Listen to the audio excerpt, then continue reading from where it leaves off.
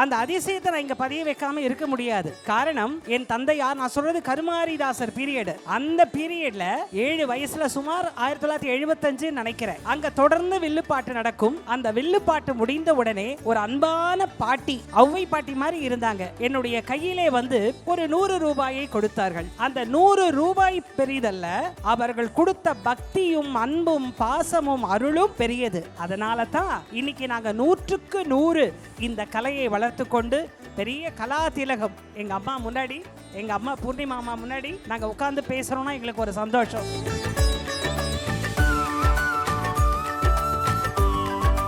விளக்கு என்பது தீபத்தை ஏற்றிக்கொண்டு ஒருவன் வருகிறான் என்றால் வாழ்க்கையிலே மங்களமாக சிரித்து கொண்டு வருகிறான் என்ற அர்த்தம். எங்க வாழ்க்கையிலே எல்லாரையும் சிரிக்க வச்சு பார்த்தோம். இன்னைக்கும் இந்த விளக்குகளும் அழகாக சிரித்து பாடல்களை பாடி எங்க அம்மா கூப்பிட்ட அன்புக்கு நான் நன்றி சொல்லி, நான் பாடிய போது ஒரு பாம்பு வந்தது, அது அம்பாளின் அருள். நவராத்திரி அப்படிங்கிறதுக்கு ஒரே ஒரு கருத்து சொல்லி முடிக்கிறேன். இது வெறும் சமய பண்டிகை அல்ல, சமுதாய பண்டிகை கூட தான்.